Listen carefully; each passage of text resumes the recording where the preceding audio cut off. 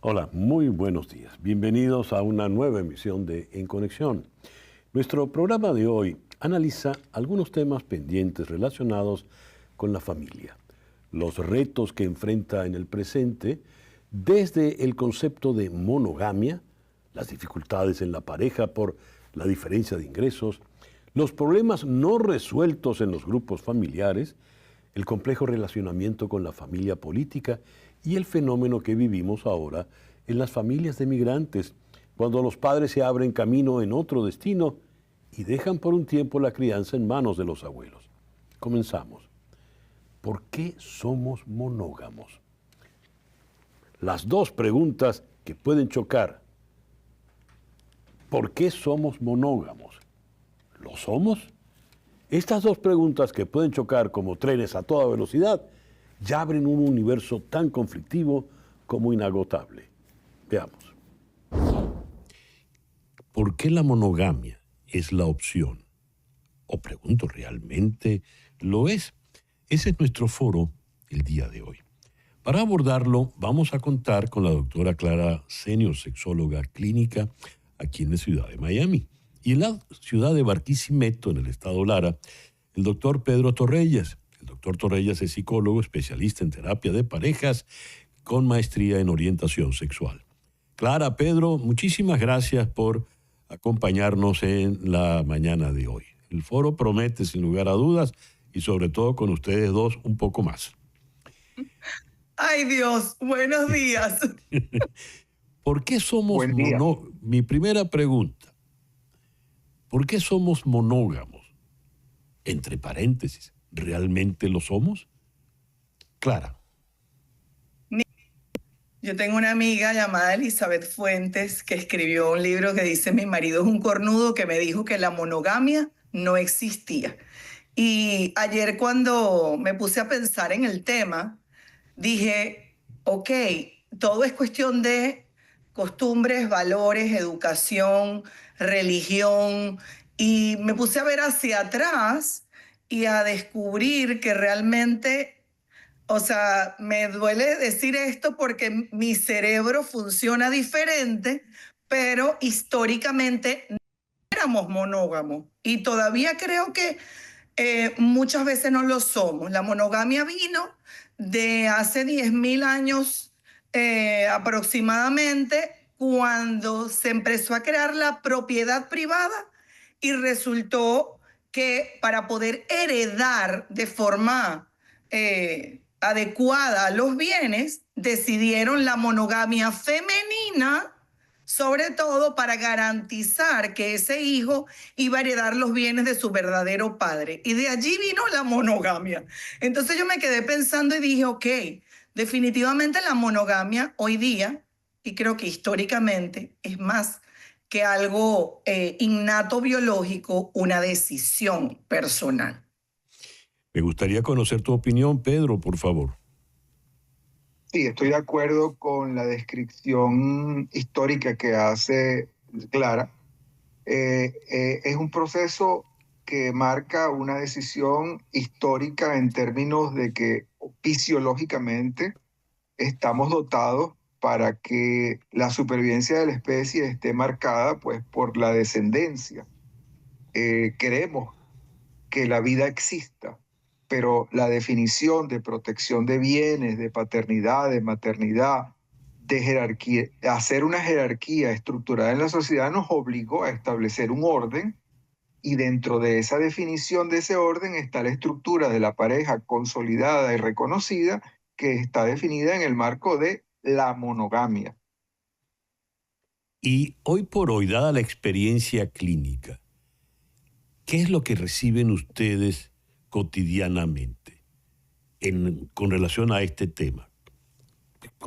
Primero te pregunto a ti, Clara. Mira, hoy día me pareciera, o sea, me obligaste a estudiar para ir contra mis valores insertados en mi cabeza y emocional. O sea, esto ha sido algo realmente controversial. La Clara mujer cree en la monogamia. Sin embargo, veo cada día más de quizá 10, 15 años para acá, más mujeres pulsando por tener relaciones abiertas. Hablo de lo que me llega a mí porque la mayoría de las personas que me llegan a mí son mujeres y o se quejan de la infidelidad masculina o comienzan a ellas a querer explorar relaciones abiertas. Entonces, viendo la historia, nuevamente digo, bueno, quizás estamos volviendo al origen de forma desorganizada, porque la realidad es que yo creo que no solamente el tema de los bienes a lo largo de la historia hizo que la monogamia fuera una necesidad, sino que también el tema de las enfermedades de transmisión sexual y de cuidar tu salud hizo obligatorio de alguna manera tener exclusividad sexual. ¿Cómo lo ves, Pedro? Yo pienso que pasa por un proceso donde el ser humano le toca decidir en dónde quiere estar.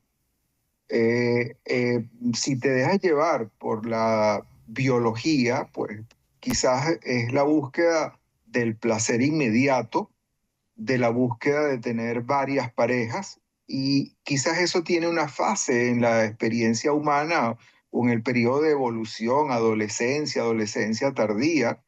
Pero si tú quieres definirte y comprometerte, también hay unas delicias que vas a encontrar en el compromiso de una relación establecida con parámetros de crecimiento, de evolución.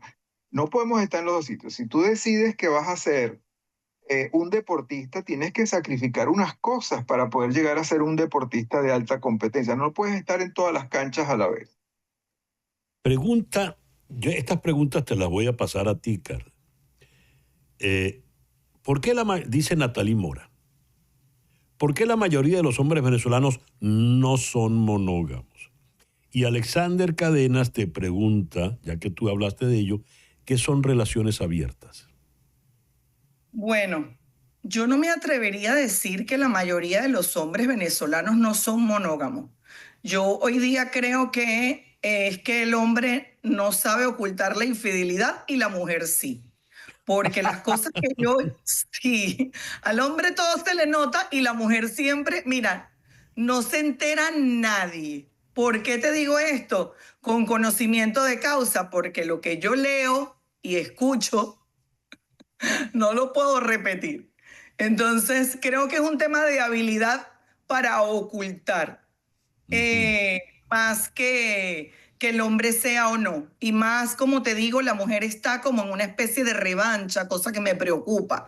Porque una cosa es tomar la decisión de una relación abierta, y voy a la pregunta que nos hicieron, una relación abierta donde tú decides de forma voluntaria, consensuada con tu pareja, elegir tener intimidad o sexo con otra persona u otras personas, siempre y cuando la definición como abierta, consensuada, es que el otro esté de acuerdo. O sea, tú estás casada y de repente deciden, bueno, vamos a traer una tercera persona en cuestión, va a ser eventual, va a ser fija, hay problema contigo, no hay problema contigo, y eso es una cuestión que hay que siempre conversar en pareja. Puede ser inclusive desde del mismo sexo, de otro sexo, o puede ser inclusive traer una pareja. Eso es frecuente, Clara. Últimamente, yo creo que el ocio y las redes sociales dan para todo. Y últimamente es algo, sí, que como se le hace publicidad, la gente quiere explorar. Y hoy día me cuentan y yo me quedo y que, ok, ¿dónde estaba viviendo yo antes? Me gustaría tu opinión, Pedro, por favor. Creo que es importantísima.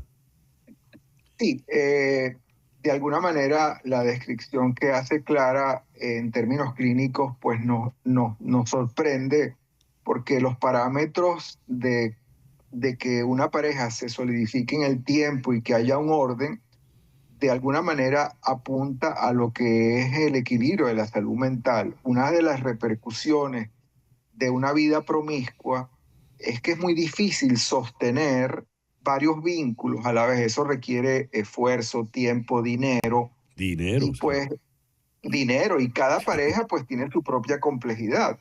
Las culturas en donde existe la libertad de poder tener relación con varias mujeres, si fuera el caso, o mujeres que también tienen la disposición cultural para tener relación con varios hombres, eso tiene unas razones históricas, religiosas y económicas de fondo. No gira tanto en torno al placer o al hedonismo. Quizás la cultura latinoamericana ensaya modelos de improvisación, y por supuesto cada quien paga su precio por el rollo donde se mete, pues.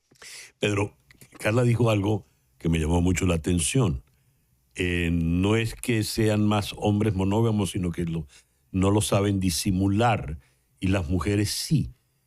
Yo quisiera tu opinión al respecto, por favor. El macho venezolano, latinoamericano, tiene que divulgar el cacho, porque es que dentro de su cultura eso lo hace más hombre. Eso no lo puede vivir callado. Él tiene que demostrar que él tiene el atrevimiento de romper fronteras.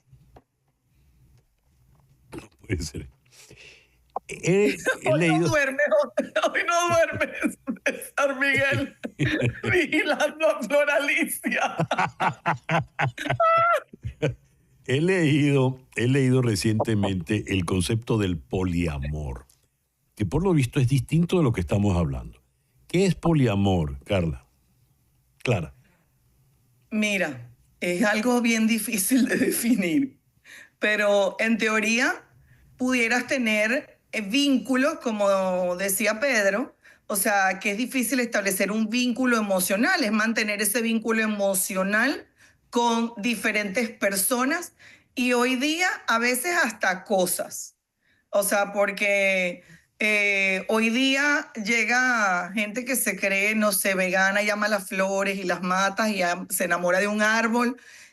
Sin embargo, yo creo que antiguamente hubiesen ido al psiquiatra. Yo sigo pensando que una persona que se enamora de un árbol y que se quiere casar con un árbol debería pensar seriamente en ir al psiquiatra. Ahora, volviendo a los seres humanos, Por favor. mi trabajo específicamente, pues es tener la capacidad o la decisión de poder amar a varias personas a la vez y de mantener ese vínculo con esas personas. Pedro, ¿qué es para ti el poliamor? De hecho, los seres humanos tenemos capacidad de amar, y son diferentes tipos de amor.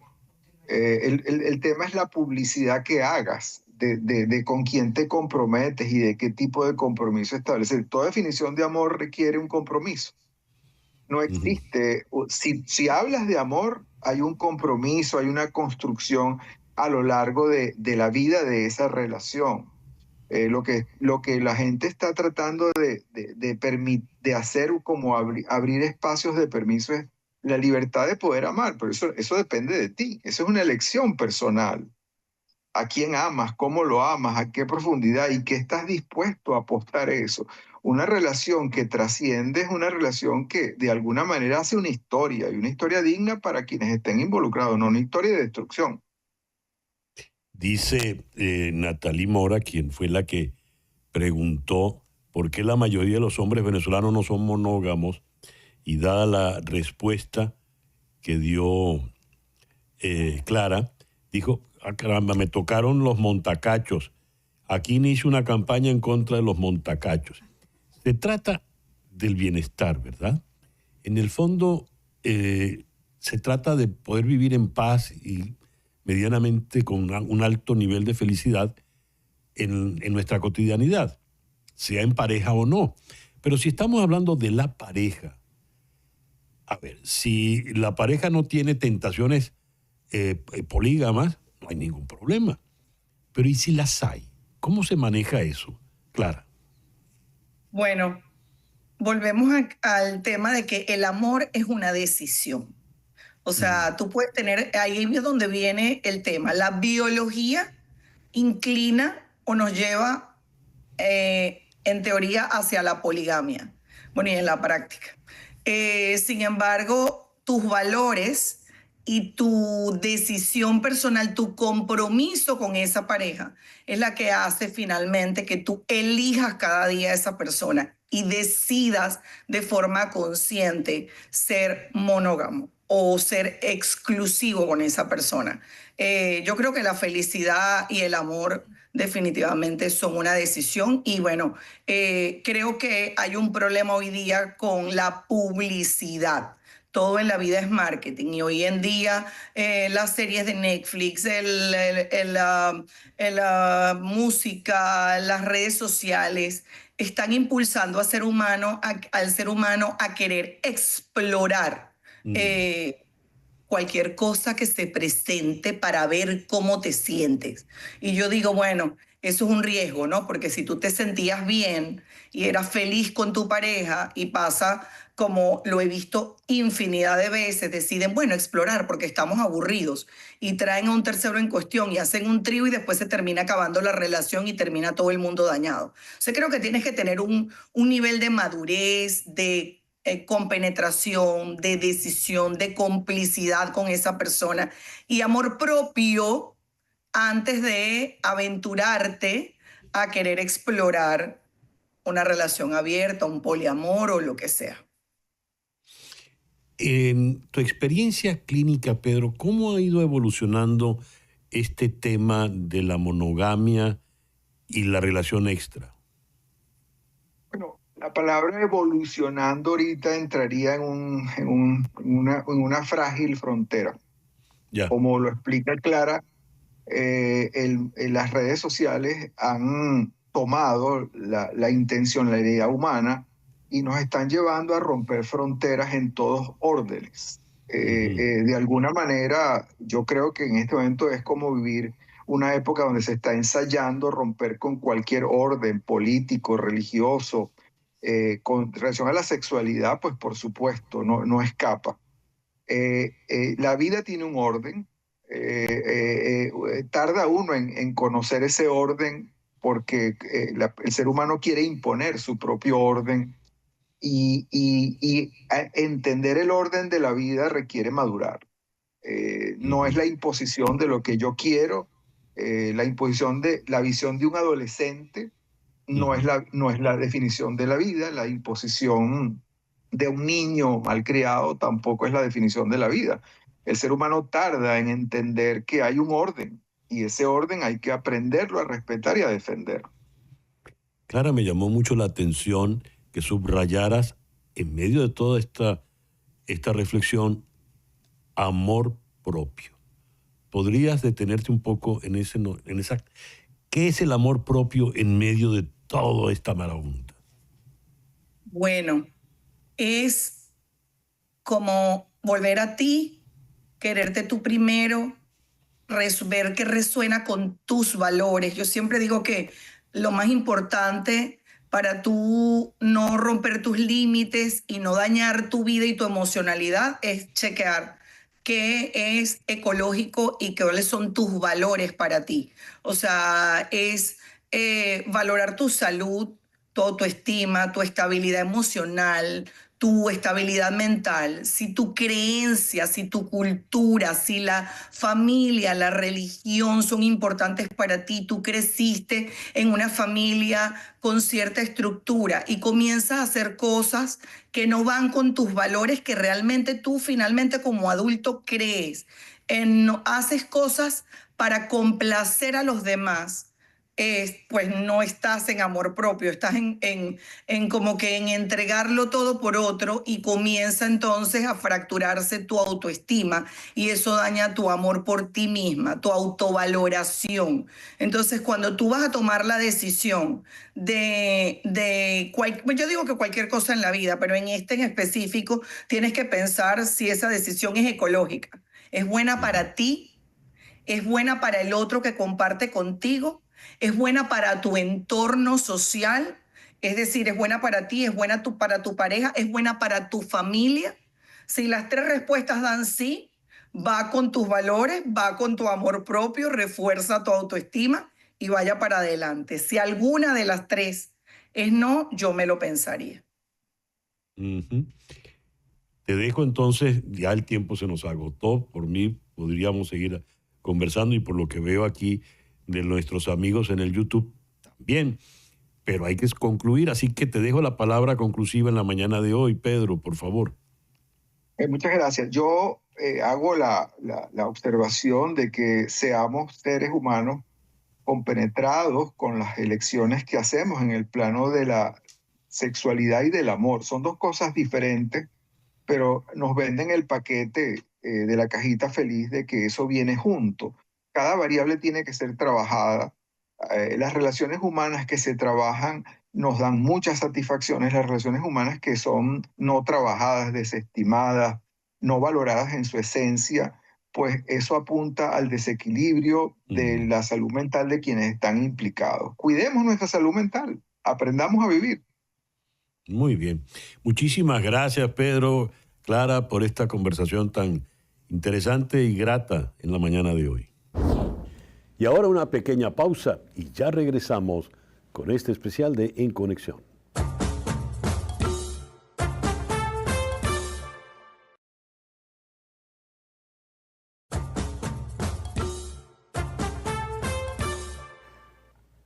Los tequeños de Tequemoch, deliciosos, crujientes por fuera, con ese maravilloso, delicioso queso derretido por dentro. Ordénalos online en tequemoch.com. Llegarán directo a tu casa porque envían a todos los Estados Unidos. Tequemoch.com. Fácil para ti, delicioso para todos. Continuamos con nuestro programa especial dedicado a los temas que competen a la familia y a su estabilidad. Hablemos ahora de los retos que surgen en algunas parejas cuando ella gana más que él. ¿Por qué la disparidad en el ingreso a favor de la mujer puede ser un problema en la pareja? A eso dedicamos uno de nuestros foros. En la ciudad de Barquisimeto, Estado Lara, está la psicóloga y docente universitaria Carla Carolina Alfonso Patrizzi. Y en la ciudad de Río de Janeiro está la también psicóloga Joana Alenzo. Carla, Joana, muchas gracias por acompañarnos en el programa de hoy. Muchas gracias a ti, César Miguel. A ver, comencemos con Carla, que está en Barquisimeto. ¿Por qué les molesta tanto a los hombres que ella gane más que él? Si es en efecto verdad que les molesta. Bueno, estadísticamente hablando, entre el 20 y 40% de las parejas tienen problemas en el asunto financiero. Porque el dinero, hay un psicólogo pastor aquí en la ciudad de Barquisimeto que se llama Álvaro Rea, dice, ahora amamos el dinero y ponemos a las relaciones y a las personas en un segundo plano. Entonces, cuando el dinero se vuelve nuestra identidad, afecta las relaciones interpersonales. Entonces, el tema es que estamos desproporcionando la importancia del dinero. Y bueno, no es secreto para nadie que actualmente las parejas lo que hacen es convivir juntos, compartir gastos. Entonces, cuando lo vemos solo en ese plano superficial, y no vemos que la pareja son principios, amor, respeto, esfuerzo, estar juntos, un nosotros, y solo lo que evaluamos es lo que yo aporto y lo que el otro aporta, entonces el tema de compararnos, que él gana más o que yo gano más, se vuelve una lucha de poderes. Y todo esto de los géneros, porque no se trata de género, se trata de que cuando el hombre gana más, también ejerce un poder sobre la mujer, y cuando tenemos relaciones homosexuales, el que ejerce más poder, por lo general, también tiene un tema de violencia financiera, se llama eso, ante la otra persona, indiferentemente del género. Joana, me gustaría ahora conocer tu opinión, por favor. Sí, bueno, para mí es un tema de paradigmas, ¿no? Tradicionalmente, los hombres siempre fueron quienes trabajaban, quienes traían el dinero a la casa, y las mujeres se quedaban en la casa criando a los hijos, cuidando. Esa era como la forma en la que se constituyó el sistema contemporáneo familiar. Y eso ha estado cambiando últimamente. El dinero está muy relacionado con el poder. Y entonces, evidentemente, si las mujeres estamos empezando a ganar más, es como si estuviésemos amenazando un poco la sensación de poder masculina, ¿no? que no necesariamente tiene que ser así, pero cuando se mueve un paradigma como ese, evidentemente hay resistencia y quien está teniendo que ceder termina un poco incómodo, ¿no?, en esa posición.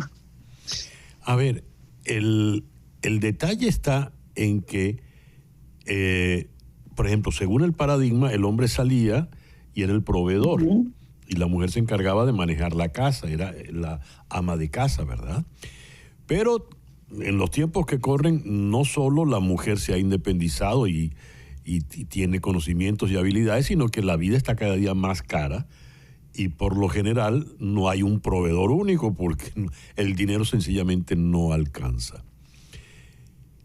Salen los dos a trabajar, pero es ella la que produce más. ¿Qué le pasa a él? Le pregunto a Carla. Ok, hay un tema importante que son los prejuicios y también hay un tema importante de cómo esa pareja se está relacionando en otros ámbitos, porque lo que me diferencia, por ejemplo, de un socio comercial con mi pareja es que con él tengo intimidad, pasión, compromiso. Entonces, si alguna de estas, esta teoría de Stenberg acerca del amor falla, entonces yo lo que estoy siendo es una persona que te está manteniendo. Entonces, al hombre, cuando ve que yo lo estoy manteniendo porque yo estoy produciendo más dinero, se vuelve inconscientemente en mi hijo, de cierta manera, porque estoy ejerciendo un poder sobre él. Y empieza a faltar también el tema de pasión y deseo y excitación. Entonces se vuelve una relación donde ya no hay intimidad, donde ya no hay pasión, donde ya no hay deseo, donde ya no hay excitación y se vuelve un problema entonces mayor, porque ¿qué me diferencia a mí de alguien que convivo con él y ya no tengo relaciones, de alguien que sencillamente vive conmigo y le cobro un alquiler, por ejemplo? Y entonces se empiezan a deteriorar ya la construcción de una relación de pareja y ya no somos pareja, porque ya hay desigualdades en otros ámbitos. De hecho, el dinero y la sensación de inferioridad que sufre el hombre al no producir lo suficiente como para competir con la pareja, se vuelve un problema también sexual. O sea, eso está relacionado.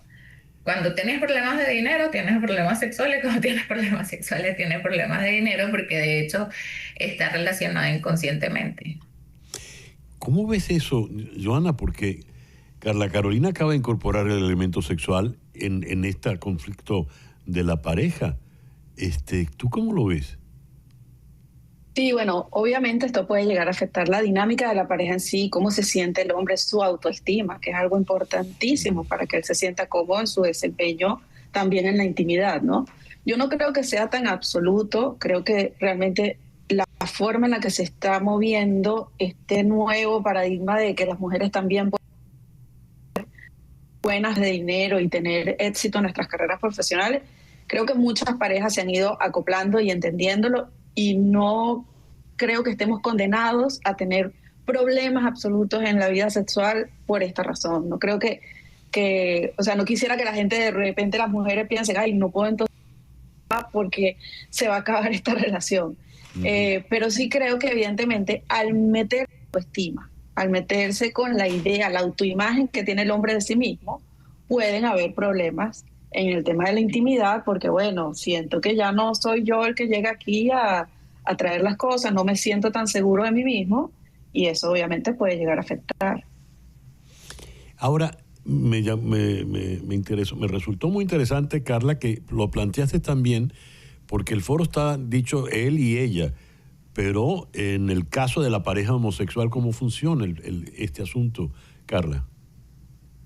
Bueno, hemos estado estudiando las dinámicas homosexuales en relación cuando vienen a terapia, y ellos también plantean la violencia financiera en el sentido de que hay uno que se queda en el hogar, creando el hogar, cuidando los perritos o cuidando los niños adoptados, o si la persona puede en algún momento mantuvo una relación heterosexual y trae hijos a la relación, entonces hay uno que lleva a los hijos, los trae, los recibe, o sea, hay una compensación en cuanto a la construcción del hogar.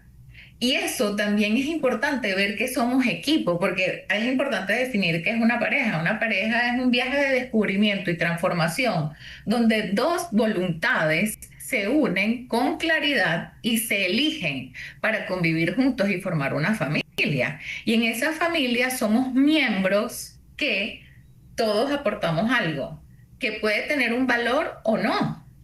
O sea, por ejemplo, tiene un valor el que yo humanamente te preste tiempo. Ese costo de dinero tal vez no sea cuantificable, pero es un precio invaluable. Para todo lo demás existen otras formas, pero lo que se puede pagar tiene un precio y lo que no se puede pagar tiene un valor. Entonces, cuando las dos personas se unen para formar una familia, es importante que el valor que se le da al que yo esté en casa construyendo hogar, sea mujer o sea hombre, cuidando a los niños, los perritos, la casa, recibiéndote, estando para ti, dedicándote tiempo, todo eso tiene un valor.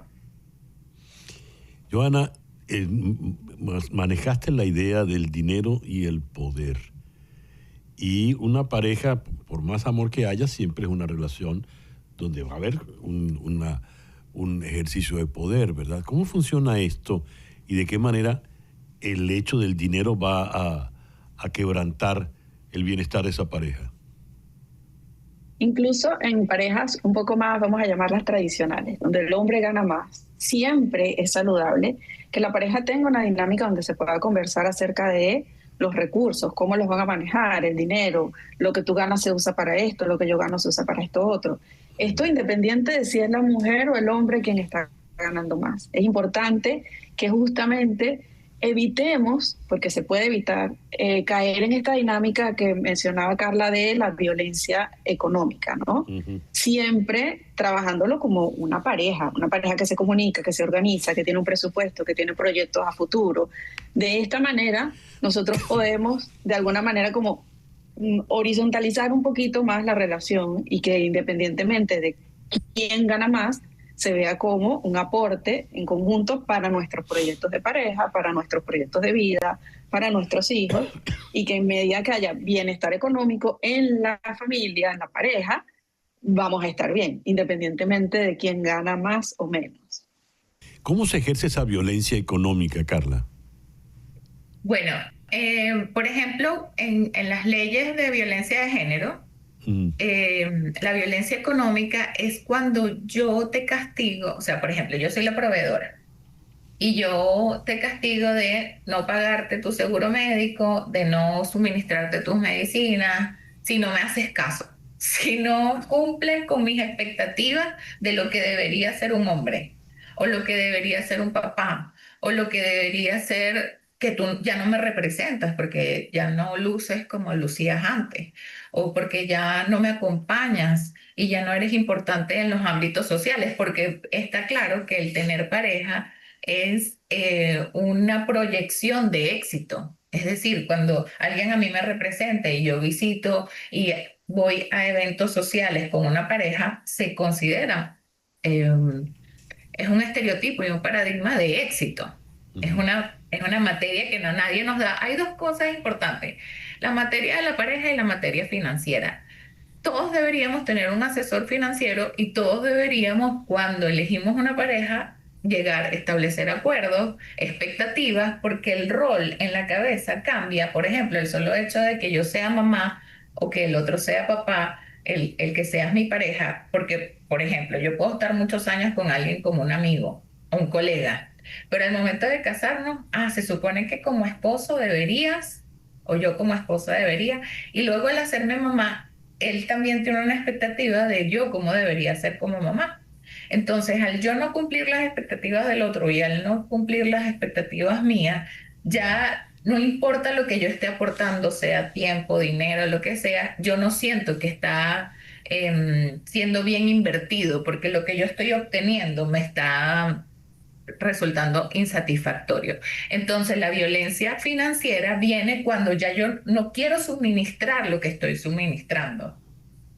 No te quiero suministrar lo que te estoy suministrando porque tú tampoco me estás dando lo que yo espero de ti. Uh-huh. A ver. Y entonces ahí viene la violencia financiera. A ver, y aquí me surge una pregunta. Te la voy a formular a ti, Joana. Por ejemplo, decía Carla, la pareja debe ponerse de acuerdo, ¿verdad? Ponerse de acuerdo cómo van a manejar el dinero. Pero las parejas deben ponerse de acuerdo ¿en qué? Las parejas, por ejemplo, se ponen de acuerdo sexualmente, se ponen de acuerdo en la responsabilidad. Yo tendo la cama y tú barres. No sé cómo debe ser ese ponerse de acuerdo. Idealmente sería nosotros conversar como parejas de las cosas que pueden estar ocasionando fricción, por decirlo así, y de cosas que nosotros queremos planear y queremos ver cómo funciona. Eso sería ideal, pero sin embargo, esto no es algo que establecimos esto y así nos vamos a quedar por el resto de la vida. Ahí la pareja como tal es una pareja que va cambiando con el tiempo, llegan retos nuevos, llegan situaciones nuevas.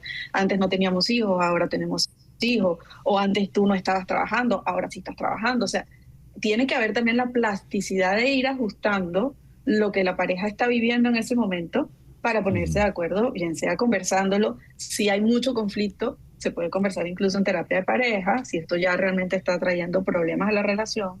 Pero lo que sí creo que es importante es que las parejas tengan como la plasticidad de entender en algún momento esto está funcionando para nosotros, pero no necesariamente tiene que funcionar de esa misma manera fija por siempre, porque hay diferentes etapas en la vida y la idea es que la pareja las vaya acompañando también, ¿no? Uh-huh. Te hago la misma pregunta a ti, Carla. ¿En qué se deben poner de acuerdo las parejas entonces?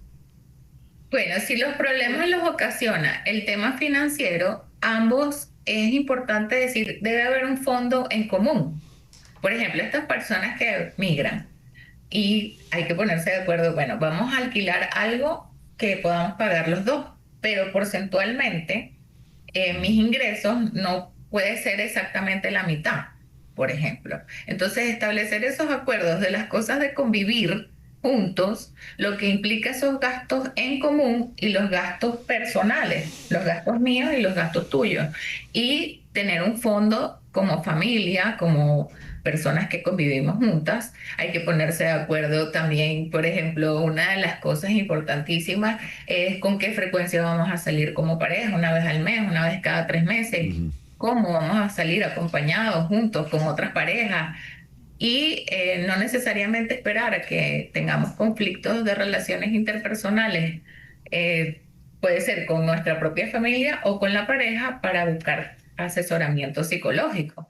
Porque lo ideal es que esas relaciones sean satisfactorias, nos generemos emociones positivas, no solamente evitemos los conflictos y sí establezcamos acuerdos de cuánto va a ser el monto que yo voy a aportar para la convivencia, para el mercado, para sobrevivir juntos, para ese fondo de ir a comernos un helado al fin de semana. O sea, incluso por la recreación de la pareja y para la construcción de momentos en común. Bien, hemos llegado al final, así que te voy a dejar la palabra de conclusión a ti, Joana, por favor. Bueno, yo de verdad que revisando un poco sobre este tema, me sorprendió mucho cómo todavía hay mucho de la sociedad está anclado en el hombre tiene que ser el que gana más. Si una mujer osa juntarse con un hombre que gana menos que ella, él inmediatamente es calificado como un chulo o como decimos en Venezuela, ¿no? O como un vividor, alguien que se está aprovechando de esta mujer. Y realmente creo que, bueno, poco a poco hay que ir adaptando el panorama y el paradigma de nosotros a un nuevo tiempo en el que ambas personas, ambos géneros tienen el derecho, la oportunidad y el espacio para crecer profesionalmente cuanto de, sin que esto sea casi que como una competencia entre parejas y yo vamos a ver si consigo más que mi esposa o si ella consigue más que yo, entonces me va a sentir un perdedor. O sea, como que poco a poco vamos a ir mudando esto. Creo que espacios como este, por ejemplo, donde se permite pensar un poco más en esto, ayudan a que las mujeres podamos seguir conquistando logros profesionalmente sin que los hombres se sientan amenazados por esto, ¿no? Muchísimas gracias a las dos por estos minutos en el programa de hoy. Joana Alenzo, Gracias a ti. En Río de Janeiro, y Carla Carolina Alfonso Patrici en Barquisimeto, Estado Lara. Muchísimas gracias a las dos. ¿De qué va Cónclave? Muere el Papa en Roma y hay que convocar al cónclave de los cardenales, al colegio cardenalicio, para elegir a un nuevo Papa. El decano del colegio cardenalicio es el que va a organizar y conducir todo el proceso de la elección. Entran todos al sitio donde están prácticamente aislados del mundo, nadie puede intervenir, y es cuando empiezan a aflorar todas las rencillas, todas las ambiciones de este candidato contra el otro candidato, este cardenal contra tal otro cardenal. Y estos cardenales, estos príncipes de la Iglesia, no están exentos de padecer, ni mucho menos, todos los vicios que van de la ambición para poder coronar. Se hacen trampas, zancadillas, hay de todo. Pues bien, la película nos narra eso, todo el intríngulis para elegir a un papa. La trama nos va interesando, nos va seduciendo, nos va atrapando, hasta que llega un final insólito, un final extraordinario, el que no se podría uno imaginar de ninguna manera. De las mejores películas que uno puede ver en estos tiempos está esta, Cónclave. Yo la recomiendo ampliamente. Hacemos ahora una pequeña pausa y ya regresamos con este especial sobre la familia.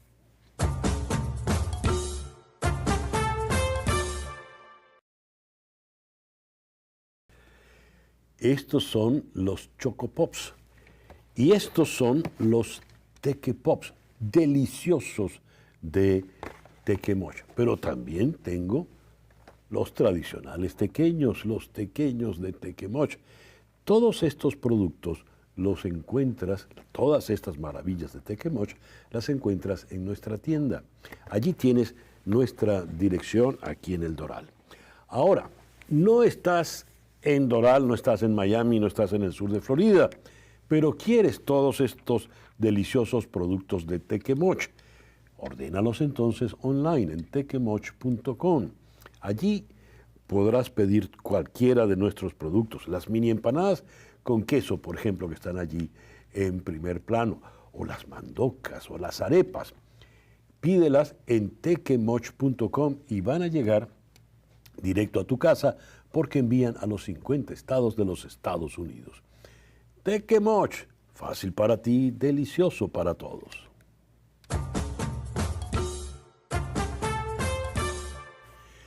Y continuamos con este especial de En Conexión dedicado a temas relacionados con los retos en las familias de hoy.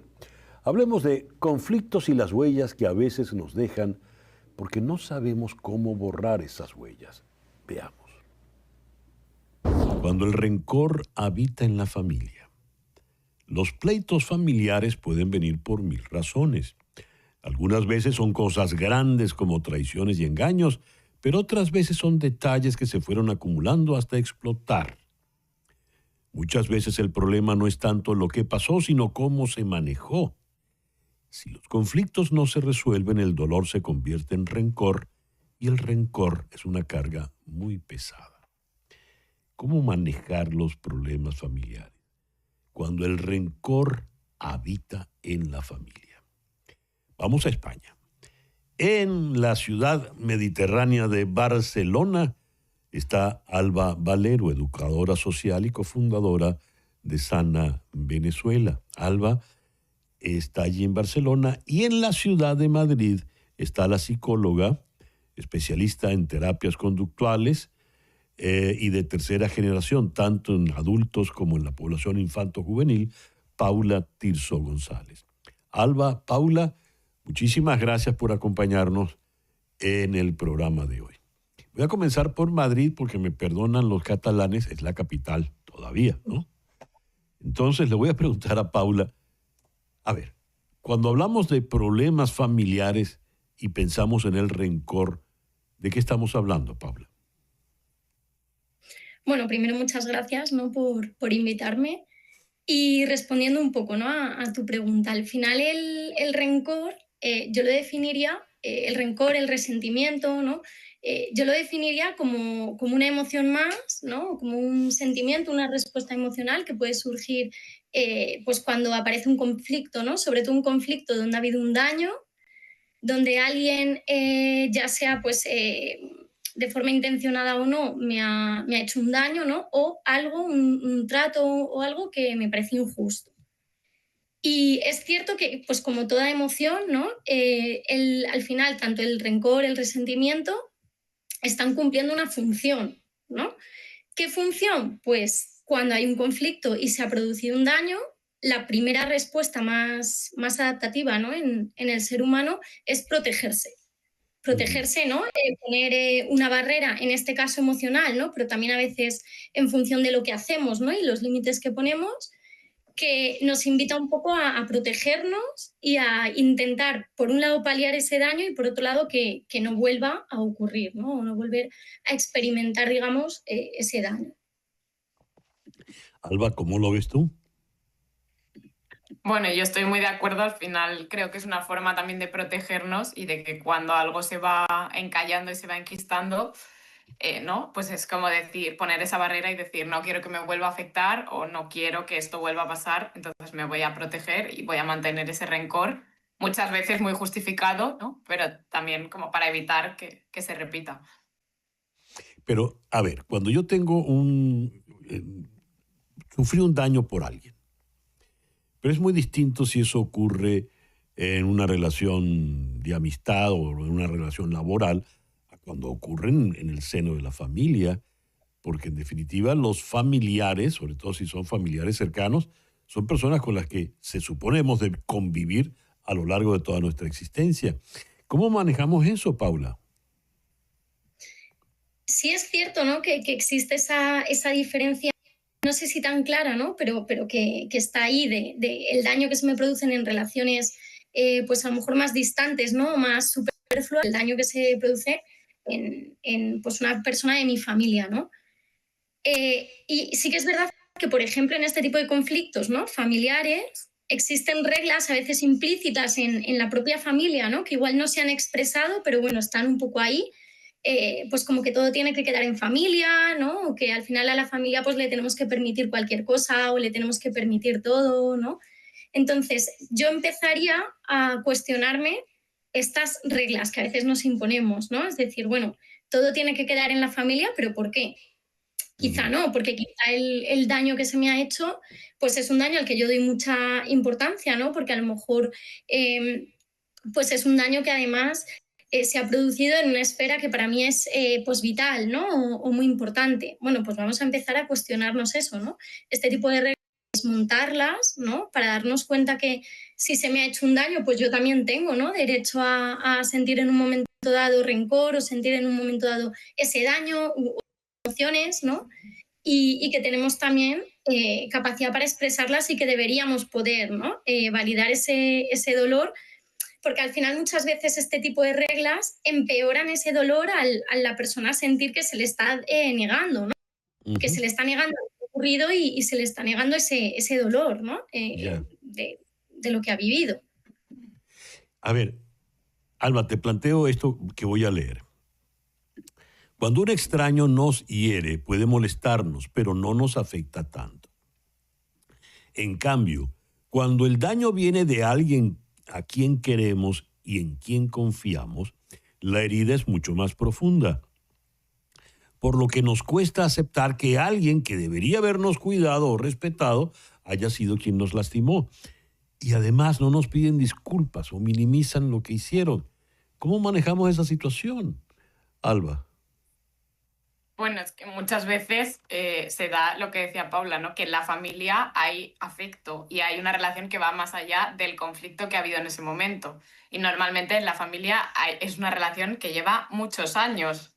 gestándose. Entonces es como cuando pasa un conflicto no ha sido solamente ese conflicto, tenemos toda una historia con la otra persona y no nos está afectando solo ese conflicto, nos está afectando todo el histórico de lo que hemos vivido, ¿no? Que puede ser muy bueno o muy malo y que de repente se dé, o ya puede venir de una relación donde ha habido otros conflictos antes. Entonces yo creo que no minimizarlo es muy importante y no saltarse ese paso de sentir dolor por decir, no, es mi familia, ¿no? Tengo que perdonar, esto no me puede afectar, y es como, no, esto es grave independientemente de que lo haga tu amigo y más si lo hace tu familia, ¿no? Porque se supone que hay una relación de confianza que también se está traicionando muchas veces. Entonces, poder decir y poder hablarlo con el familiar, ¿no? Si depende, ¿no? Es muy general, pero depende luego el caso, si queremos hablarlo, si no, y los procesos, porque estamos hablando desde conflictos del día a día hasta cosas muy graves. Entonces, si es un conflicto, ¿no? De lo cotidiano, poder hablarlo y no decir, bueno, pues no pasa nada, se lo dejo pasar porque somos familia. Entonces, es como no, porque de ahí se va haciendo un saco en el que cada vez pesa más todos esos conflictos que no he hablado porque se supone que no pasa nada, que somos familia. Claro, vas acumulando y el fardo luego es muy pesado. Me causa mucha gracia, has usado la expresión no pasa nada, que es una expresión que uno escucha muchísimo allá en España. Y por lo general, cuando dicen no pasa nada es porque ha pasado algo muy gordo y muy grueso. Y el no pasa nada es como echarle tierrita para ignorarlo. Pero ¿qué sería lo conveniente para que no crezca ese fardo? Te pregunto, Paula.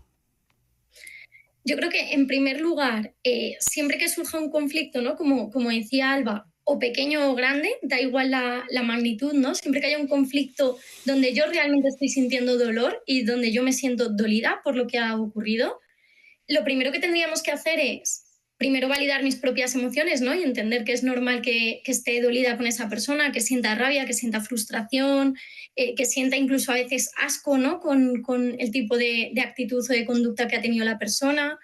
Y luego, en segundo lugar, si se puede, ¿no? Porque aquí, claro, si se puede, si la otra persona también está dispuesta, yo me sentaría a hablarlo, ¿no? Con esa persona desde la asertividad y desde la explicación de no tanto si la otra persona ha hecho o no ha hecho algo malo, sino de cómo me siento yo, ¿no? Validando un poco también que a lo mejor la persona pues no ha tenido esa intención, pero yo me he sentido así, ¿no? Y desde la asertividad, es decir, entendiendo que yo también tengo derecho, ¿no? Cuando algo pues me ha hecho daño y cuando se han traspasado mis límites, pues a poner nuevos límites o a poder explicarte a ti, oye, necesito esta reparación porque lo que me has hecho me ha dolido, ¿no?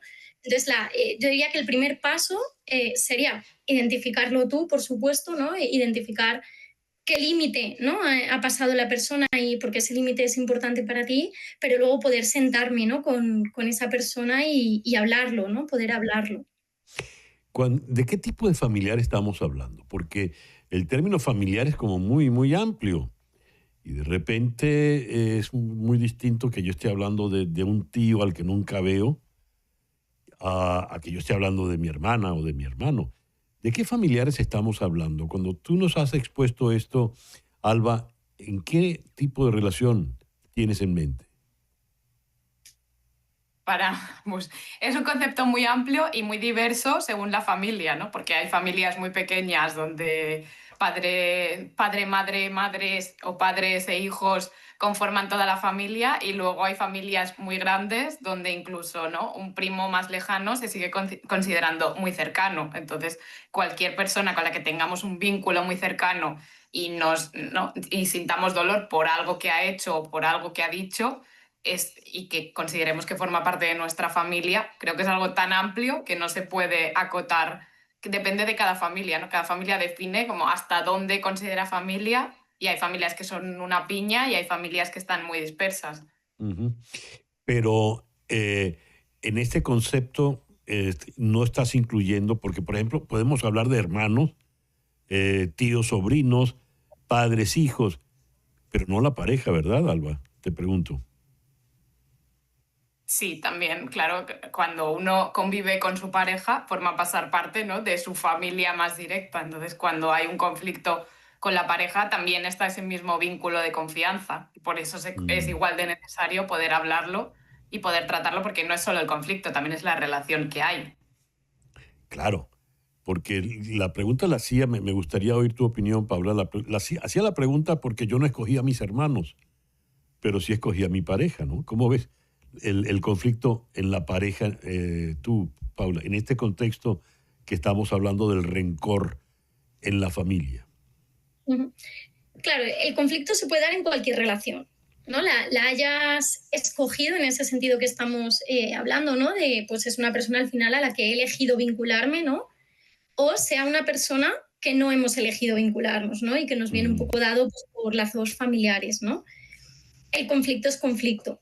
¿Dónde está la diferencia o a lo mejor lo que más nos puede costar? Pues que al final cuando hay una vinculación también que tú has decidido, también hay una inversión y un esfuerzo en esa relación. Es decir, al final no es una relación que haya surgido pues de forma tan natural, ¿no? Sino que yo he necesitado también tener esfuerzo meter esfuerzo en esa relación, ¿no? En conocer a la otra persona, en yo abrirme para que me conozca, y en los lazos familiares, sobre todo los más cercanos, pues esto viene un poco implícito, ¿no? En la propia relación.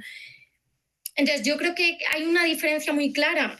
Al final el conflicto es conflicto, ¿no? Y habría que hablarlo igual, sea familiar, sea pareja, sea lo que sea, ¿no? Pero creo que sí que puede haber, por ejemplo, diferencias a la hora de cómo manejamos el conflicto o cuánto nos planteamos tolerar o no un conflicto o cuánto nos planteamos dar segundas oportunidades o lo que sea. Pues sí que hay diferencia en unas relaciones que en otras, ¿no? Porque es verdad que uno no escoge ciertas relaciones, pero la pareja, por ejemplo, sí que la escogemos, ¿no? Entonces ahí sí que veo una diferencia. Y en todo esto que estamos conversando, ¿qué rol juega el perdón? Alba. Bueno, yo parto de que yo trabajo en una asociación donde trabajamos con personas que han sufrido abuso infantil. Entonces, el perdón es un temazo porque el perdón es un concepto muy amplio. El perdón normalmente se asocia a perdonar, olvidar y quitarle importancia, y hay muchas personas que dicen, si para mí el perdón significa esto, yo no quiero perdonar porque no quiero quitarle importancia a lo que ha pasado. Entonces, creo que primero cada persona, ¿no?, tiene que tener claro qué significa perdonar para ellos, porque hay personas que perdonar es avanzar y no olvidar. Entonces es como, bueno, pues llegará un momento en el que a lo mejor puedes decir que has perdonado al otro, pero si para alguien perdonar significa olvidar y es algo que no quiere olvidar, está en su derecho de no perdonar aquello, ¿no? Una cosa es sanar, trabajar las emociones negativas, trabajar la rabia, la tristeza que te pueda generar lo que ha pasado, y otra es tener que perdonar algo si para ti perdonar significa quitarle importancia. ¿Cómo lo ves tú, Paula? Yo creo, bueno, estoy de acuerdo, ¿no?, con todo lo que ha dicho ella. Sí que es cierto que a veces efectivamente existe, no sé si socialmente, ¿no?, pero sí, un poco como esa imposición, ¿no?, de perdonar, de que para pasar página pues tienes que, ¿no?, que perdonar, olvidar. Se hace mucho esa equivalencia, ¿no?, entre perdonar y olvidar, y yo creo que no. Es decir, para mí, para mí el perdón efectivamente no tiene una sola definición, porque ahí habría que ver la persona cómo está integrando ese daño que se le ha hecho, ¿no? O ese conflicto en el que se ha visto envuelta. Habría que ver con qué valores, ¿no?, también pues ha chocado un poco ese conflicto, ¿no? No es lo mismo que se genere un conflicto y uno de los valores que se ha puesto en juego es, pues yo qué sé, mi independencia, por ejemplo, que a lo mejor yo lo valoro mucho, a que haya sido un conflicto por un tema que nada tiene que ver con mis valores, que es un tema mucho más material, por decirlo así, ¿no? Entonces, ¿qué es perdonar? Pues perdonar sería lo que para esa persona sea en función del contexto y de lo que está necesitando, ¿no? Si una persona, para finalizar un conflicto, digamos, necesita, por ejemplo, pues eso, olvidar, no volver a hablar del tema, dejarlo atrás, pues tendrá que ir por ahí. Si para otra persona a lo mejor perdonar puede ser, bueno, esto está aquí, yo no lo olvido, esto ha ocurrido, quiero que afecte, ¿no? No quiero que siga pesando, por decirlo así, en nuestra interacción y en nuestra relación, ¿no? Entonces ahí a lo mejor esa persona, el perdón iría más por aprender a convivir, ¿no? Aprender a convivir con ese daño, aprender a convivir con que eso ha ocurrido, con las emociones que eso ha generado, pero, digamos, dando espacio para también otras cosas positivas que está viendo en esa relación, ¿no? Claro, todo lo que hemos conversado, siento, intuyo que depende mucho del número de la familia, como bien acotó Alba, ¿no? Una cosa es una familia pequeña de 3, 5 miembros y otra una de esas familias con 6 hermanos, tíos, en fin. Muchísimas gracias a las dos, Alba y Paula, por habernos acompañado en la mañana de hoy, que es la tarde de ustedes. Gracias. 44 años después, Shogun, el drama épico de James Clavell, vuelve a lo que antes se llamaba la pantalla chica, en una producción sin duda bastante más ambiciosa, cargada con los efectos y los alardes de producción que estila la televisión de hoy en día. Ahora sabemos, sobre todo después de Game of Thrones y otras producciones de ese nivel, la distancia entre el cine y la televisión en streaming ya prácticamente no existe, al menos a niveles de producción.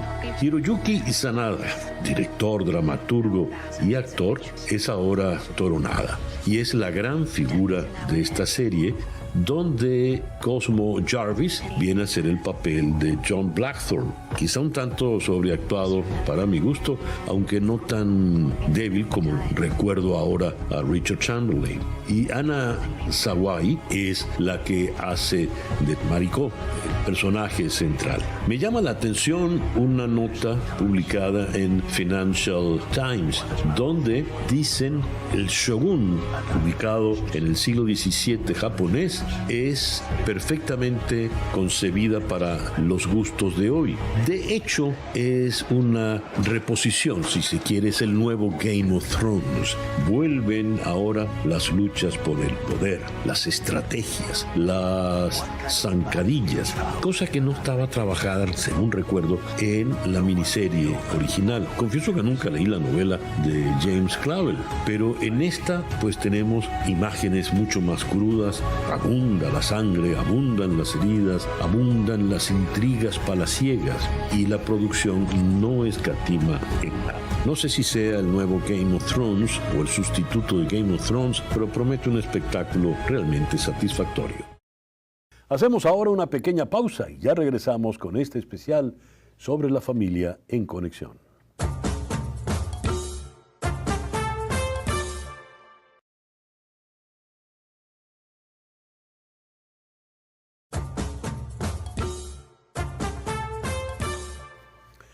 Y para los que se cuidan, por ejemplo, para ti, querida amiga, que te cuidas y no quieres ningún exceso, aquí está el Teque Pops, que es el bocado del tequeño, apenas el puntito. Ordénalo online en tequemoch.com. Llega a tu casa porque envían a todo Estados Unidos. Tequemoch, fácil para ti, delicioso para todos. Hablemos ahora de la familia política. ¿Qué pasa con esa persona que al casarse o simplemente enamorarse de alguien de mi familia cercana, nos llega como un invasor que todo lo perturba? O la inversa, ¿cómo se siente esa persona que se ve obligada a entrar en un núcleo familiar al que no pertenece? ¿Cómo resolver el ultimátum? O ellos, los tuyos o yo. Aquí participaron la psicóloga clínica Elsa Hines en Miami, co-host del podcast The Me in Us, y Andrés Carrillo del Hospital Clínico de la Universidad Central de Venezuela en Caracas. Elsa, ¿qué es la familia política desde el punto de vista psicológico? La familia política tal cual es eso, la extensión de la pareja con la que nos casamos y simplemente es una realidad. Muchas veces en mi trabajo clínico veo a personas que dicen como que, bueno, al final me estoy casando con mi pareja, no con la familia. Y eso no es así del todo, porque mismo cuando tratamos de crear distancia o ignorar a esa gente que acompaña la historia de nuestra pareja, no necesariamente se logra. Solo el tratar de ignorar drena energía. Y me encantó lo que dijiste del invasor. A veces se puede asociar esa palabra como algo negativo y no lo tiene que ser, pero sí es una relación que viene cargada de presión porque empieza casi siempre en la adultez y viene con una presión para la cercanía en una dinámica de un grupo que tiene toda una historia. Entonces entras en plan invasor, ya sea de manera positiva o negativa, pero nuevo a un sistema ya establecido. ¿Tú cómo lo ves, Andrés? Por favor. Bueno, la familia política, en efecto, es eso, es incluir a un sistema de creencias, a un sistema que ya está conformado, otro totalmente nuevo, que tiene otra manera de ver el mundo, que tiene otra manera de entender los conflictos. Y cuando eso ocurre, bueno, se genera una serie de, digamos, diferencias nuevas para los dos, para tanto la pareja como la otra pareja y las familias. Entonces allí lo importante es encontrar un punto medio en el cual yo puedo aceptar que estas nuevas cosas van a formar parte de mi vida y no entenderlas como algo agresivo, como algo que está invadiendo mi vida, sino más bien como algo que viene a sumar, a complementar, desde lo amoroso. A veces es difícil, pero se puede lograr. Elsa, dijiste algo que me llamó la atención.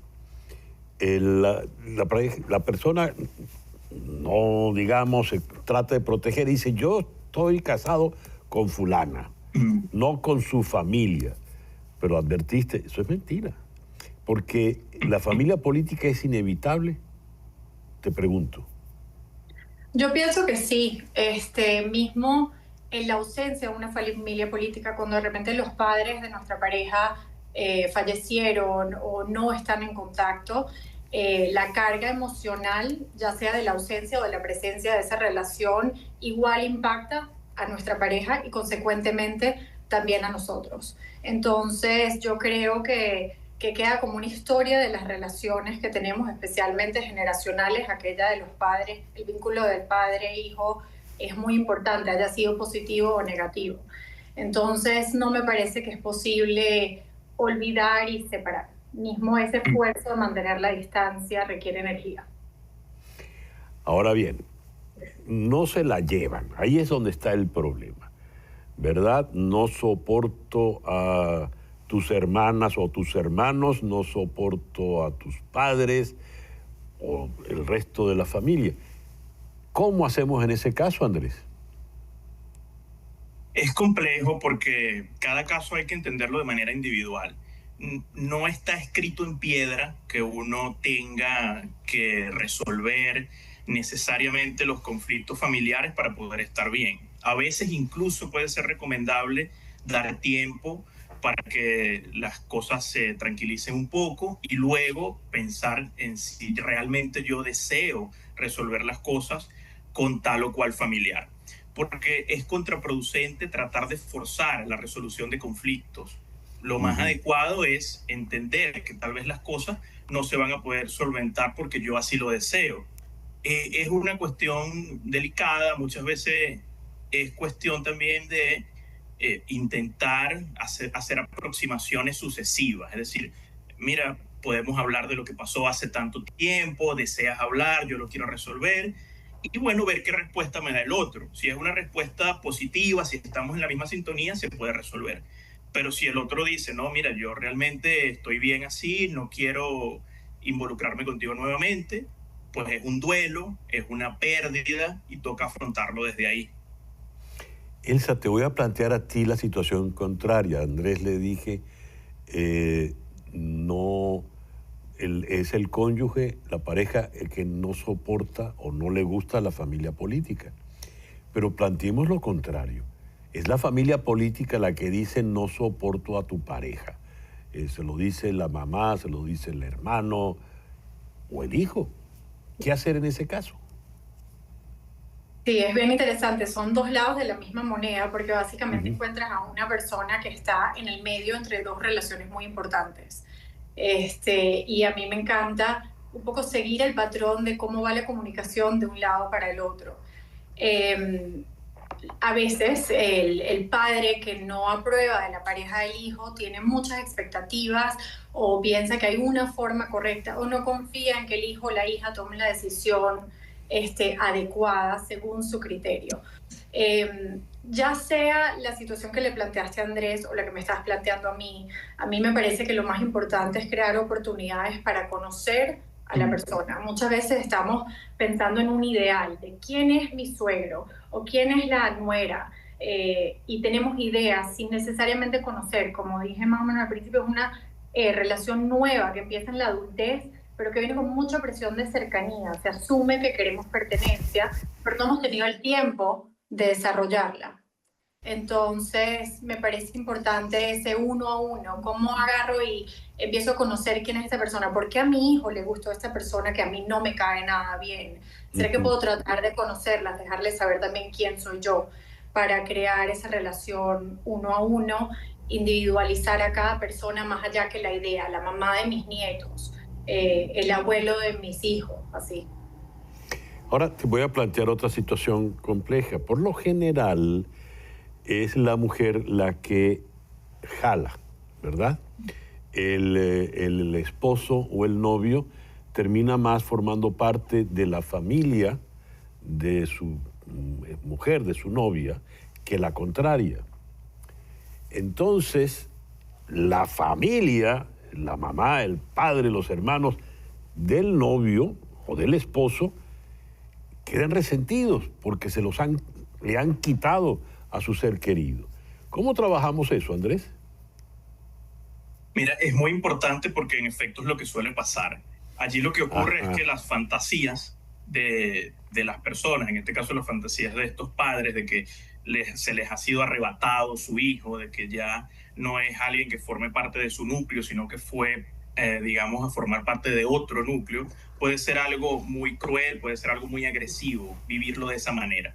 La manera de trabajarlo es reestructurar un poco esta manera de pensar, esta cognición, y bueno, que pueda llegar a estas personas a una aceptación de que no es que su hijo los abandonó o de que cambió de familia, sino de que está creciendo, de que está teniendo una oportunidad de formar un vínculo con alguien, un núcleo familiar propio, lo cual es mucho más apacible y mucho mejor de verlo de esa forma.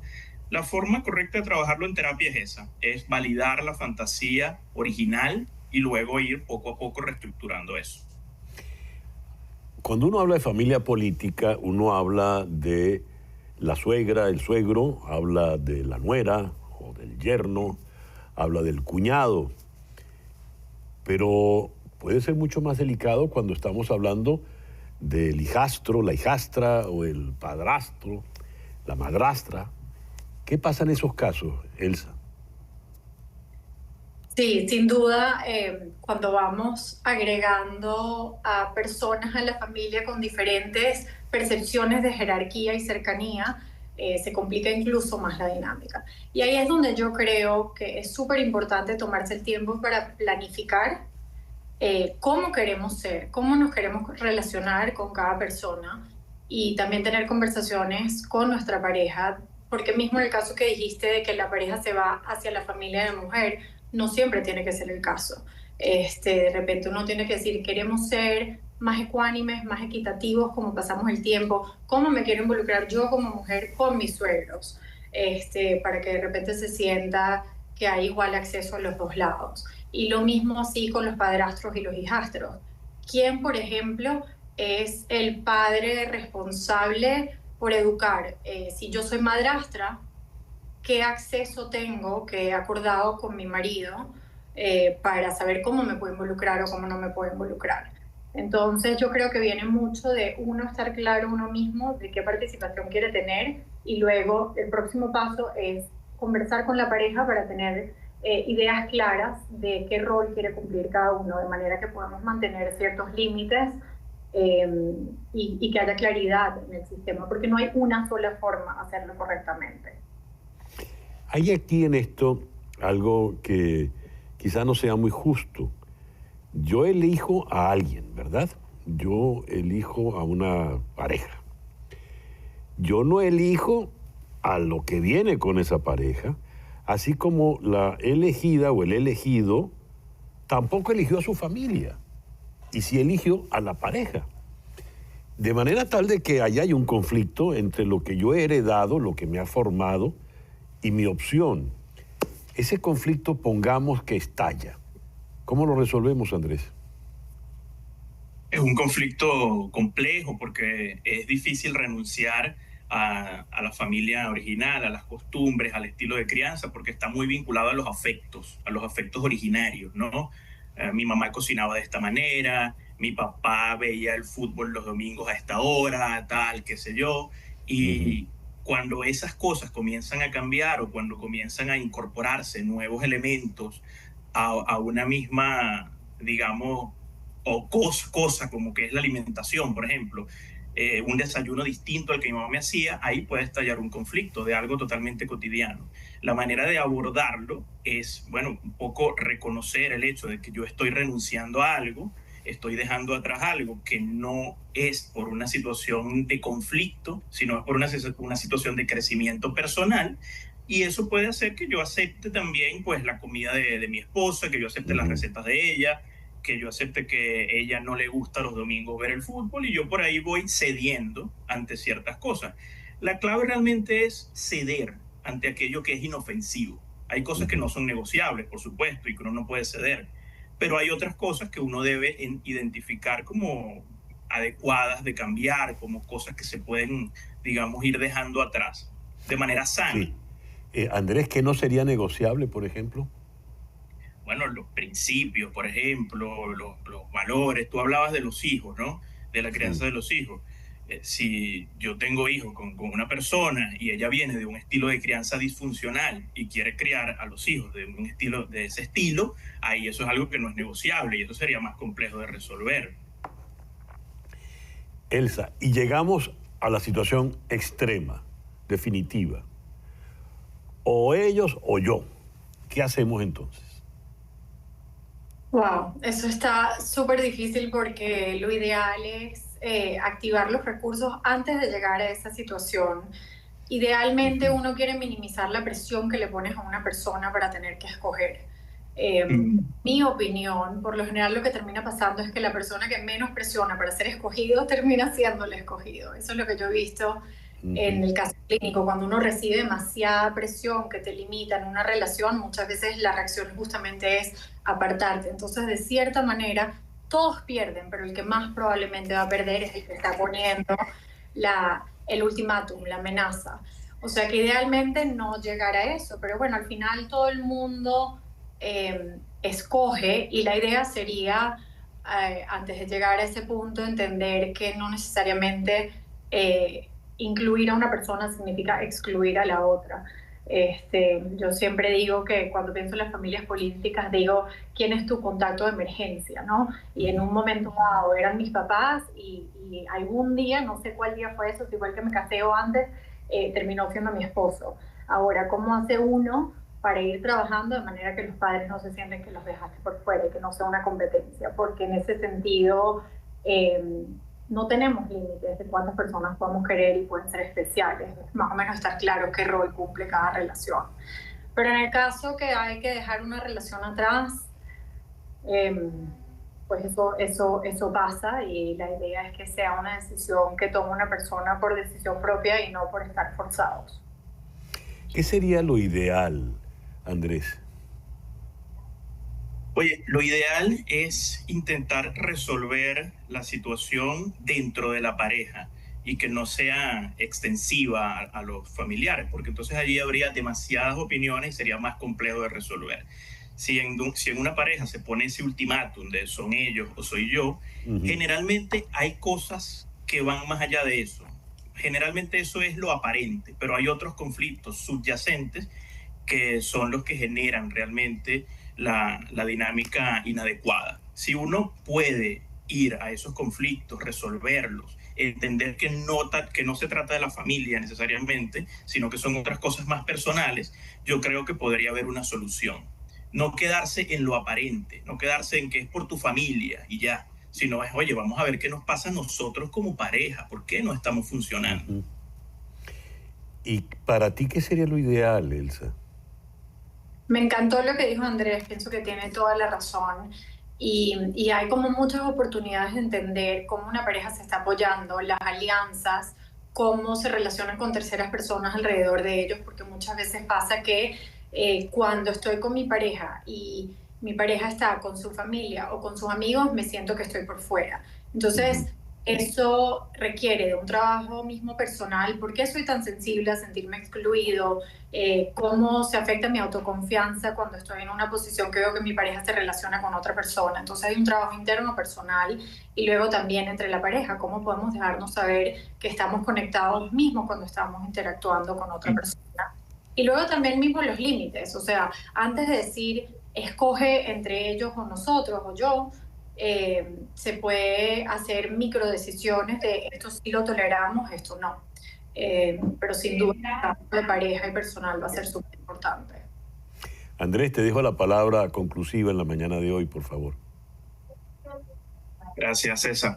Bueno, en resumen, yo creo que en estos casos lo ideal es acudir de manera temprana a buscar ayuda si es necesario. No quiero dejar eso por fuera. Siempre es útil, si las cosas están saliendo de las manos, buscar la ayuda de un terapeuta de pareja, de un profesional que pueda ayudar a resolver cualquier situación pues conflictiva de ese sistema, porque las parejas en realidad son un sistema que debe funcionar y muchas veces para que eso suceda hay que tener ayuda de un profesional. Esa sería mi conclusión. Elsa, Andrés, muchísimas gracias por habernos acompañado en la mañana de hoy.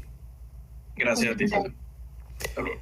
Elsa Hines, o Hines, es psicoterapeuta aquí en Miami y Andrés Carrillo es psicólogo en el Hospital Universitario allá en Caracas. Un joven millonario, aquejado de una enfermedad incurable, decide buscar la fuente de la juventud. Es su única esperanza. Sabe que la fuente de la eterna juventud se puede encontrar gracias a los códigos que están inscritos de manera subrepticia, escondida en obras maestras de la pintura de todos los tiempos. Está un cuadro, La cabeza de Cristo de Rembrandt, está un cuadro de Caravaggio, está otro, en fin, cuadros importantísimos, 5 cuadros, y hay que buscarlos, hay que robarlos para poder decodificarlos y sacarles las entrañas. Solo así se podrá llegar a descubrir dónde está la fuente de la eterna juventud. Resulta que uno de los cuadros se hundió con el Lusitania. Hay que ir a sacarlo de allí, de las entrañas del mar. Otros cuadros, cuando ya está descubierta todo el misterio, nos llevan nada menos que a las pirámides de Giza, allí en Egipto. Entenderá usted pues que aquí están todos los códigos de la aventura, de una historia que puede ser apasionante. Agréguele usted a eso que hay persecuciones en carros, motos, en las callejuelas de las viejas ciudades europeas. Magníficas persecuciones. Agréguele usted a eso que en el elenco figuran John Krasinski de The Office, nada menos que la gran Natalie Portman, nada menos que el gran Stanley Tucci. Además, está el iraní Arian Moayed, la mexicana Isa González. Pues bien, con todos esos elementos usted está seguro que va a haber una maravillosa película de acción, de aventuras, de misterios milenarios. ¿Cómo es posible que con todos esos elementos juntos se haya logrado una película tan realmente desangelada y fastidiosa? Es algo que no termino de entender. La vi completita hasta el final, aunque quise abandonarla mucho antes, porque no logré entender de verdad cómo se le fue de las manos a Guy Ritchie, quien es tan asertivo en este tipo de películas, además teniendo una trama escrita por James Vanderbilt que era realmente atractiva. Porque, en fin, buscar la fuente de la eterna juventud desde Ponce de León para acá sigue siendo pues un reto por demás tentador. Pero en este caso, fracasó. Estoy hablando de La fuente de la juventud, Fountain of Youth. Una pequeña pausa y ya regresamos en Conexión.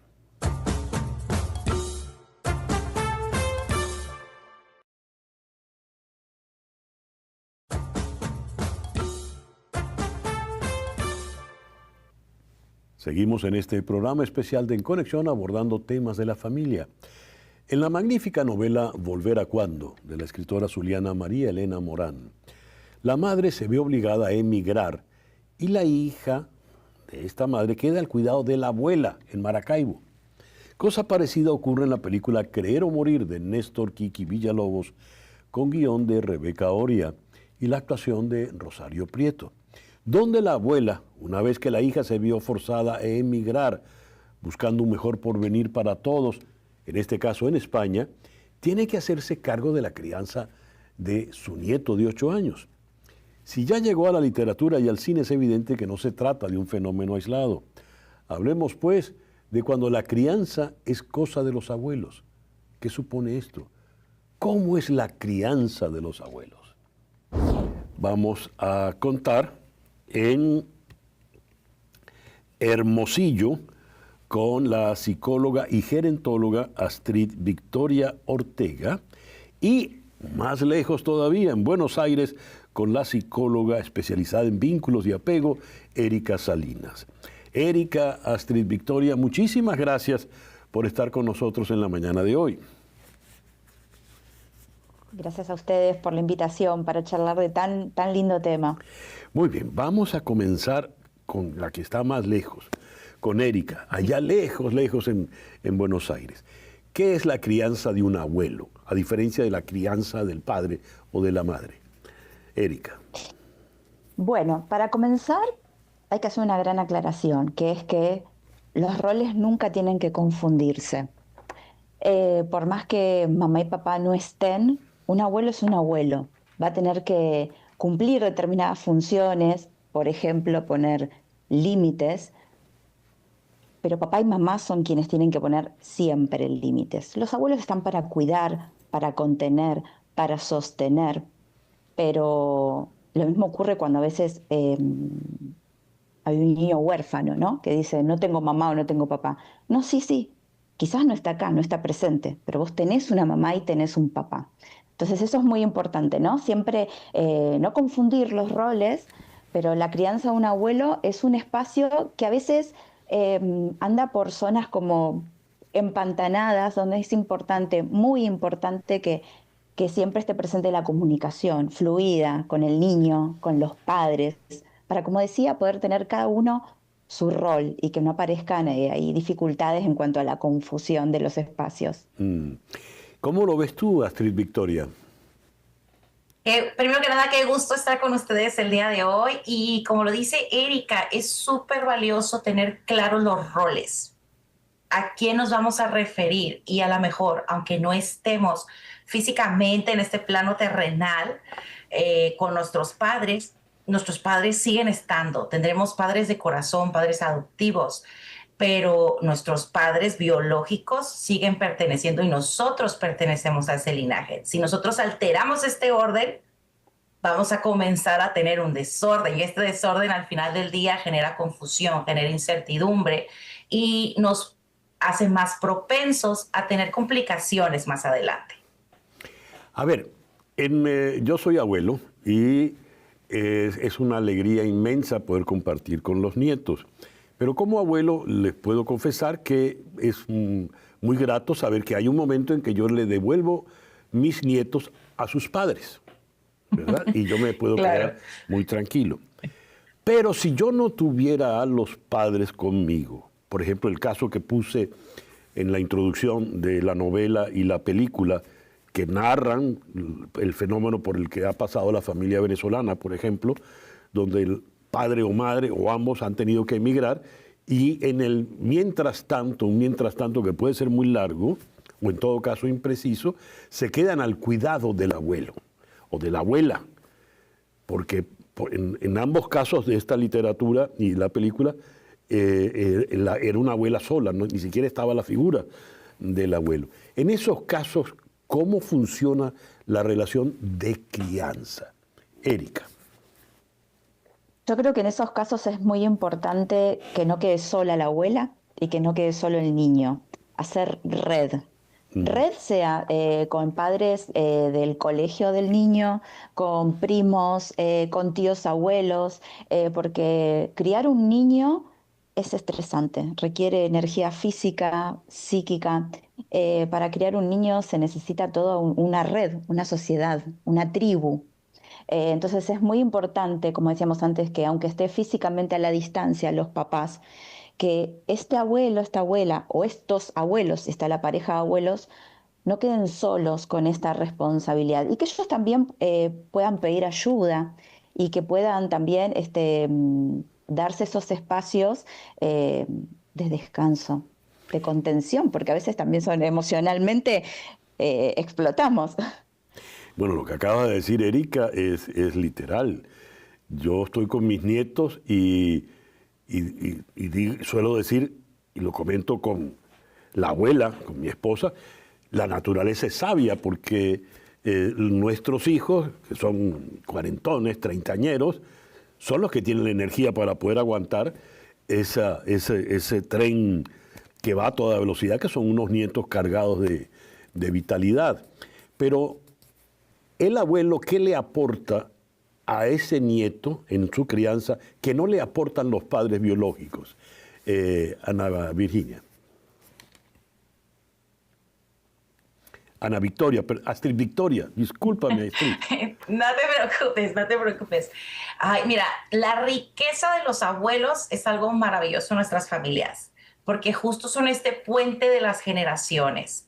Es donde vamos a poder transmitir más arraigado los valores, el amor, donde en teoría deberíamos de tener una despreocupación por poder compartir y poder compartir desde el corazón, poder crear estos vínculos emocionales más seguros, donde mi foco como abuelo va a ser transmitirte las tradiciones familiares que sí funcionan en la actualidad. Ya como nieto en el proceso irás descubriendo qué es lo que tienes que elegir y qué es lo que tienes que soltar. Pero cómo te voy a transmitir nuestra historia, cómo te voy a transmitir nuestros valores, cómo te voy a transmitir nuestras creencias que han sido funcionales. Obviamente a lo largo del tiempo pues todo va cambiando, va evolucionando, pero nuestras raíces se mantienen. Y ese es primordialmente, aparte de ser el soporte como el padre con experiencia del padre nuevo, también eres el soporte de este nieto que está descubriendo este mundo. Porque ya pasamos por ahí, quizás no fue exactamente igual. Sin embargo, este puente entre las generaciones va acompañado de respeto, de tolerancia, de amor y de experiencia y sabiduría. Erika, mencionaste límites, poner los límites y dijiste los límites solo los pueden poner los padres. ¿De qué estás hablando y por qué solo los padres? El caso que se plantea hoy es un caso como difícil, ¿no? Ante la ausencia de los padres queda la crianza en manos de los abuelos. Y claramente que límites es amor. Si te estoy mirando y estoy viendo que estás en peligro, decirte que no y ponerte un límite es cuidarte. No tenemos que entender el límite como una falta de amor, que a veces a los abuelos... A diferencia, digo, cuando somos papás estamos como tan ocupados en otras cosas, en pagar cuentas, en crecer, en vivir nuestra vida, en aprovechar este momento, en ahorrar para el futuro. El abuelo disfruta. El abuelo, que ya va 2 pasitos más adelante, no está tan preocupado en la escuela del niño, en pagar estas cuentas, sino que puede disfrutarlo. Entonces, el límite también tiene que estar por parte del abuelo. Yo cuando mencioné límite hablé de comunicación también, ¿no? Y esto siempre es como, de alguna manera, como pedir permiso al padre. Entender que los padres son los que están criando ahora y no desautorizar, porque pasa muchas veces, ¿no? Que los padres dicen algo, va a casa del abuelo y se termina haciendo algo distinto.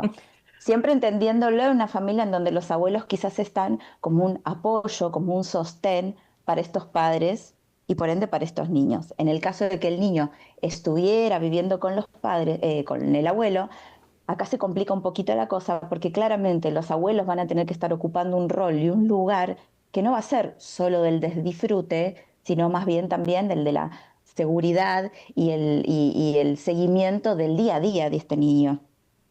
Claro, allí hay allí hay una circunstancia distinta porque yo no vivo con mis nietos, los veo eventualmente. Y claro, cuando los veo, de hecho no vivimos en la misma ciudad o en el mismo país. Y cuando los veo es un motivo de celebración, de fiesta. Y claro, el abuelo pone pocos límites en ese sentido, ¿no? no es hora de comer helado y el abuelo le da el helado. En fin, ese tipo de circunstancias. Pero cuando viven, ya el problema pasa a ser otra cosa. ¿Qué podría ocurrir en ese caso, Astrid Victoria? Cuando el abuelo es el que está metido allí en la casa, con o sin los padres presentes. Aquí es bien importante, si hay padres presentes, las reglas las tienen que establecer los padres. Y quienes tenemos que respetar, por así decirlo, es el resto de la familia extendida, porque pues se da mucho que tenemos familias extendidas y donde todo el mundo queremos colaborar y todo el mundo queremos apoyar. Sin embargo, la responsabilidad recae en alguien en particular. ¿Qué pasa cuando no hay padres y solo son los abuelos? Estos límites tienen que ser súper claros, porque como bien lo mencionaba Erika, los límites es amor y a veces vamos a caer un poco en la exigencia y en la disciplina, pero eso también nos va a dar herramientas, porque como abuelos, bien lo mencionabas, tenemos el privilegio de poder a lo mejor desafiar un poquito las reglas, sin embargo está en un contexto entendido previamente con los padres porque es un periodo vacacional, pero si estamos hablando del día a día, necesitamos una consistencia para que también ellos vayan entendiendo los límites, la tolerancia a la frustración, las negociaciones, que va a haber figuras de autoridad. Queramos o no, en toda nuestra sociedad siempre va a haber figuras de autoridad y va a haber reglas en determinados espacios. Y eso lo aprendemos desde casa. Continuamos en la escuela, aprendemos a negociar con los amigos y tenemos el don de tener hermanos también. Pero todo esto nos va haciendo y nos va preparando para ser ciudadanos competentes y ciudadanos de bien, donde aprendemos a respetarnos nosotros primero que nada, porque eso es algo bien importante. Si nosotros desde niños empezamos a jugar, y lo voy a poner entre comillas, jugar con las reglas de primero te exijo y luego te quito y luego te exijo y luego te quito y tú me vas midiendo hasta dónde vas a llegar, pues el niño es súper inteligente y ya va a saber con quién va a obtener qué cosa y con quién va a desafiar a quién. Pero afuera, cuando se enfrente en un sistema escolar o en un sistema laboral, hay reglas que no podemos cambiar porque están hechos para brindar seguridad física y emocional en estos espacios. Y es desde casa donde tenemos que tener esta consistencia. Claro que a veces caemos a los extremos, ¿no? Donde todo es como súper rígido y súper militarizado. Y como bien dice el dicho, ni tanto que queme al santo, ni tanto que no lo alumbre. Tenemos que tener una mediación donde va a haber un equilibrio, donde podamos desarrollarnos como personas y nosotros vivir también ese rol, porque aunque seamos abuelos que nos quedamos a cargo de la crianza, también vamos a necesitar espacios donde seamos abuelos que podamos vivir el rol de abuelos, donde podamos disfrutar, donde podamos compartir, donde podamos crear este vínculo, porque si no, este niño estaría creciendo sin padres y sin abuelos, estaría creciendo con un modelo fusionado. Hay un detalle y es que el abuelo puede tener la experiencia de haber criado a sus hijos, ¿verdad? Pero hay una distancia en el tiempo ya muy larga frente al nieto.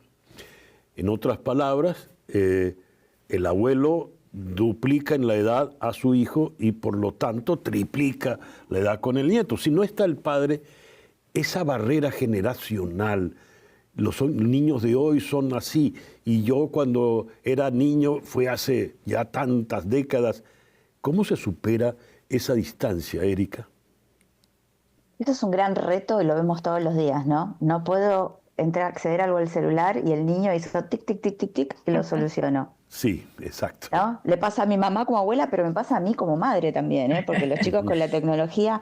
Entonces creo que es un gran reto y esto es algo a trabajar, digo, en el interior de los abuelos, ¿no? De no sentir que acá hay algo que está mal, que no es que no sirve, sino que estar dispuestos a aprender cosas nuevas y que estos niños, por más pequeñitos o si son adolescentes, también tienen algo nuevo que mostrarnos y también tenemos algo para aprender todos, sea la edad que tengamos, padres, abuelos.